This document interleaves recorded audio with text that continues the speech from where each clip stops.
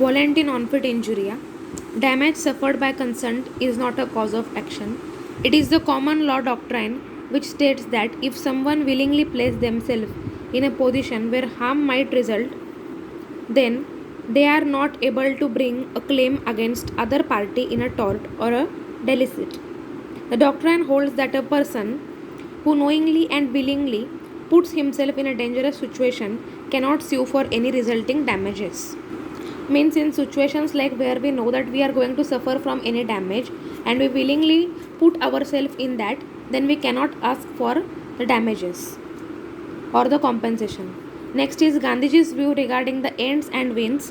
Gandhiji's view, ideology, thought, philosophy, lifestyle, etc. is known as Gandhism. His principles like Satyagraha, Ahimsa, non-cooperation movement, truth, disobedience movement teach us that always adopt peaceful ways to get justice. Never use violence or violent ways to fight. The ways to fight against injustice are strike, fasting, hijrat, non-cooperation movement, civil disobedience movement, satyagraha. These are all the peaceful ways to fight against injustice. First is explain the fallacy of division. Fallacy of division is said as what is true of a group, means it's about the division. What is true of a group class is true of its members, or what is true of a whole is true of its parts. When we do so, our reasoning commits fallacy of division. Thus, we see that there are two ways in which the fallacy arises.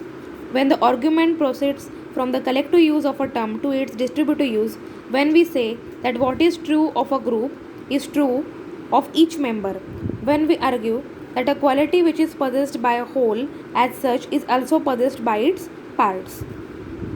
Means in fallacy of division, what is true of a group is true of its member, or what is true of a whole is true for its parts.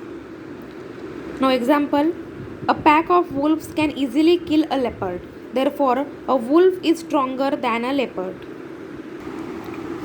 Fallacy of composition, when we say that a quality which is possessed by a member is also possessed by a group, then we commit the fallacy of composition. This fallacy of composition is opposite to the fallacy of division. In this fallacy, the argument proceeds in the opposite way from that in the fallacy of division.